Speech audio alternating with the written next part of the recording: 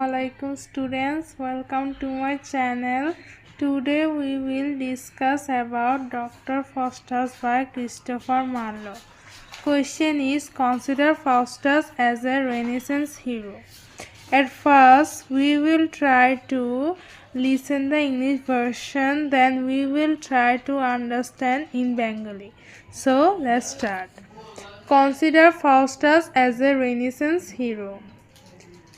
Aims. The term Renaissance seems to have been first used by French historian Jules Michel in his Historique de France published in 1855.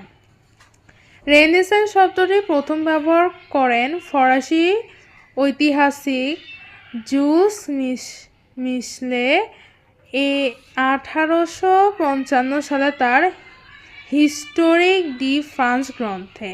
In general, it means rebirth. Re equal again, naissance equal birth. সাধারণভাবে অর্থ হলো পুনর্জন্ম। It has been described as the birth of the modern world out of the ashes of the dark ages. একে বর্ণনা করা হয়েছে অন্ধকার যুগের ছাই থেকে আধুনিক বিশ্বের জন্ম হিসেবে। It indicates rebirth of learning visible in Europe from the 16th century onwards.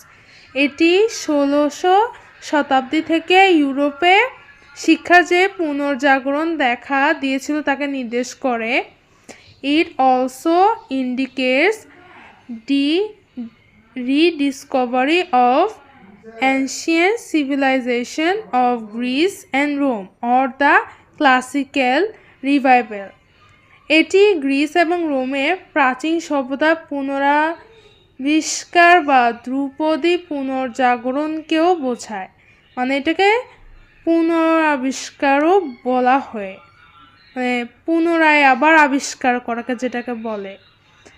The renaissance was a period of fundamental change. Renaissance ছিল এক মৌলিক পরিবর্তনের যুগ।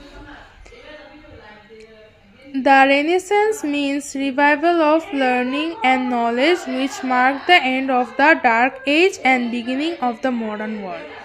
রেনেসাঁ মানেই হলো জ্ঞান ও শিক্ষার পুনর্জাগরণ যা অন্ধকার যুগের অবসান এবং আধুনিক বিশ্বের সূচনাকে চিহ্নিত করে।